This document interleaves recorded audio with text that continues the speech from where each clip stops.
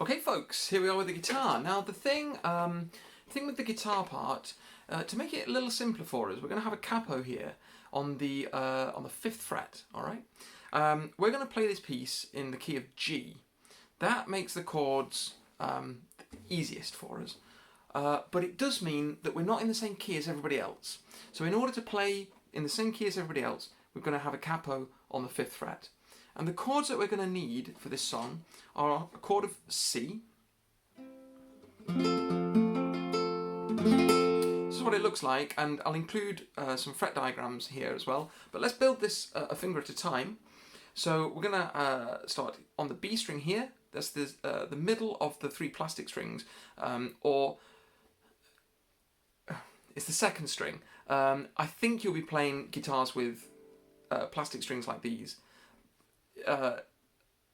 And the strings on a nylon string guitar like this are quite clearly divided up into 2 sets of 3 different strings. These 3 you can clearly see have got a metal coating on them, and these 3 haven't. If you've got different kinds of guitar, that doesn't always stay the same. But we count the strings from the top: 1, 2, 3, 4, 5, 6. This string we call the top string, even though it's closest to the ground, because it makes the highest sounds. Okay, so 1, 2, 3, 4, 5, 6. And we're going to start on string number 2, and we're going to add our first finger on the 1st fret. The 1st fret is the 1st fret up from the capo. Okay. Our 2nd finger is going to go on the 2nd fret, behind the 2nd fret I should say, of the 4th string here. And our 3rd finger is going to reach across, it's going to go on the 3rd fret of the 5th string. 1, 2, 3, 4, 5. And we're not going to play the bottom string. This is the bottom string because it plays the lowest sounds, even though it's closest to the ceiling. So that's confusing. Now for me, I don't use a plectrum. You're welcome to use a plectrum if you want, a pick. I'm not going to bother, well, I can't find one. I don't normally play with one anyway. And I'm going to use my thumb on this string here to stop it from playing. And I'm going to flick forwards with the back of my nail on my index finger. Okay, that's a chord of C. And next chord I want you to practice is a chord of D, and it looks like this. I'll include chord diagrams as well. And for this we're going to have, it's all change. This is the hardest change. Getting from chord of C to chord of D is the hardest thing in this whole piece. So you'll need to practice this plenty. And let's build this chord from the top. We're going to use our 2nd finger. It's very important we get the finger right. 2nd finger. On the guitar, we don't include the thumb. That's out the way. And we've got finger 1, 2, 3, and 4. 2nd finger is going to go here on the 2nd fret of the 1st string. Next, we're going to have the 1st finger, and it's going to go here on the 2nd fret of the 3rd string. Okay. Now to do this, you'll need to angle your wrist slightly. On the chord of C, our wrist could be flat here at the bottom because each finger was lined up 1 per fret. For the chord of D, as soon as we add that 1st finger, you won't be able to do it like that. That won't work. This will just buzz. There's no way you'll be able to press hard enough. So you need to let your wrist rock round. Your elbow will come out, and then we can make a solid sound on those 2 chords. Last finger is this finger 3 here, and it's going to go on the 3rd fret of the string 2. And again, you must make sure that your thumb is down and your elbow is free. Okay? If you try and keep your elbow tucked into your body like this, then your wrist will be backwards here, and you won't be able to curl your fingers over enough to play this chord cleanly. And what will happen is this finger will interfere with the other strings, and when we play it we'll just get some buzzing sounds. So we must make sure we push our wrist, let it come forwards, it opens up a gap here, we let our fingers curl over the strings, our elbows free, and in this chord we don't play this string or this string, we play 4 strings. So I'm doing the same thing, I'm flicking forwards with my index finger. You can use a pick, it's the same, doesn't matter. And that's a chord of D, that's the 2nd chord in this piece. So I want you to practice that, get that right. Next chord is a chord of G. Now this one is slightly easier to get to. We're going to build this from the start, and the first thing is that the third finger stays where it is. It stays on the third fret of the second string, of string 2. Okay. Next step, the little finger comes underneath that finger onto the third fret of string 1. Okay. And actually, if we just play the top 4 strings, that is fine. That is a chord of G. That's not a problem. So at least make sure that you've got this right, and then we can start and add the other bits here. The second finger is going to come right across to the bottom string. That's the one closest to the ceiling because it makes the lowest sounds, don't forget. And it's going to be on the 3rd fret. And then the first finger is going to join it. It's on the 2nd fret of the 5th string.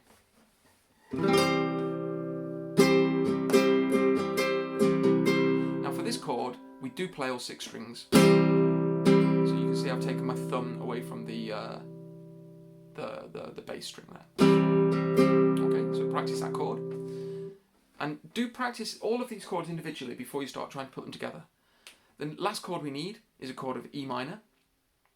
And for this, we are going to let the first finger stay where it is. The other fingers will come away. And again, we need to let our wrist come round. The second finger goes underneath the first finger on the 2nd fret of the 4th string. And that's an E minor chord. So practice those 4 fingerings for me. C. Just practice them individually. D. G. E minor. Okay. And the next step is to practice the transitions between the different chords. If I were you, I would start by practicing G to E minor.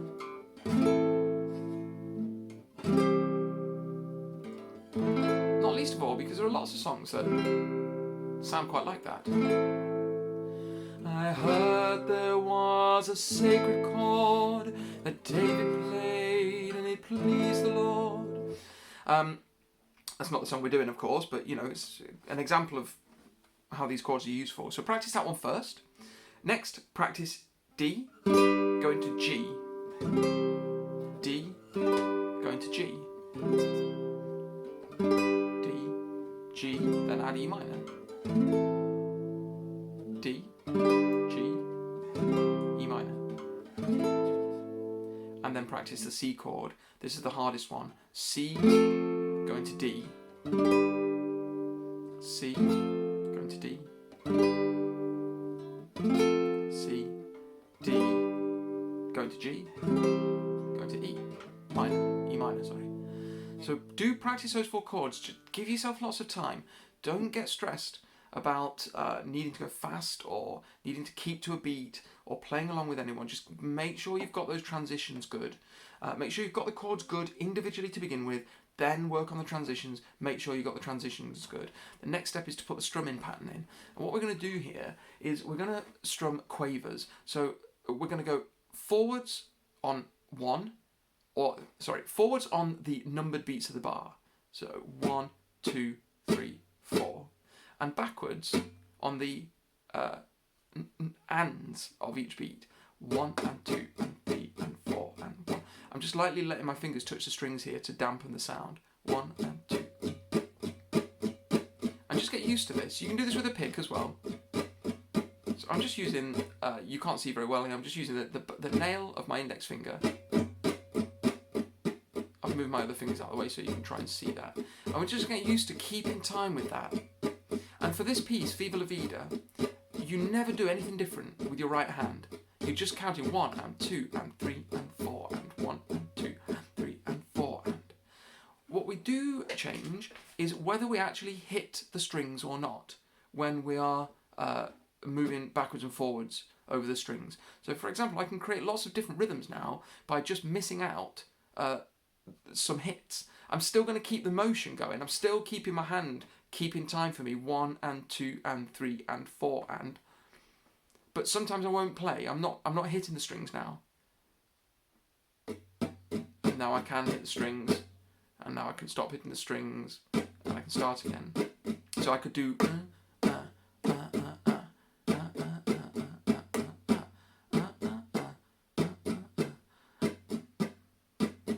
just by missing out. Sometimes where I just miss the strings as I come past. And that's what we're going to do in this piece. The rhythm for this is 1, 2, 3, 4, and 1, 2, 3, 4, and 1. So we're just alternating between hitting the strings on a forward stroke and hitting the strings on a backward stroke. So we're going forward, forward, forward, forwards, back, back, back, back, back, forwards, forward, forward, forwards, back, back, back, back, back. And once we've got that rhythm, some of you will need to practice that a long time. Oh, I messed up because I was talking. Some of you will need to practice that a long time. Some of you will get it straight away. It doesn't matter which one you are, but you do need to make sure you've got that really solid. And then add that rhythm to each chord. And we can do it on D as well. And we can do it on G. And we can do it on E minor. And the difficult part with this, by the way, if you can't do this straight away, please don't get frustrated. Please allow lots of time. This should be something that you need to practice. Oh, it's only if you've done a genuine, say 2 hours in total of hard practice on this and you still can't get it, then I'd say go and try the bass guitar part. But until you've done a good couple of hours of solid practice, you can't tell me you failed yet. The difficult part here is that the chord changes in the middle of that rhythm. So the C chord has the 4 forward strokes, and then the D chord has the 5 backward strokes. Then the G chord has the 4 forward strokes, and the E minor chord has the 5 backward strokes, okay? So that makes the change between the chords very quick. We need to be fast on that, like this.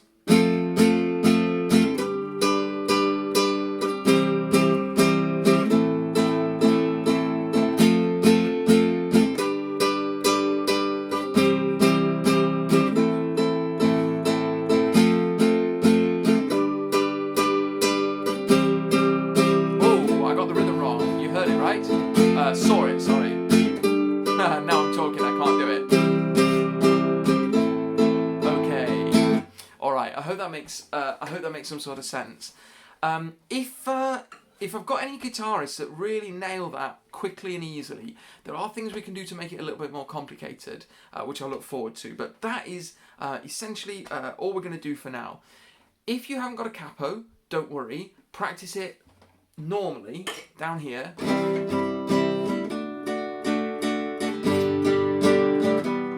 And when I get there, you can use my capo, and that'll put us in the right key. Okay, see you folks.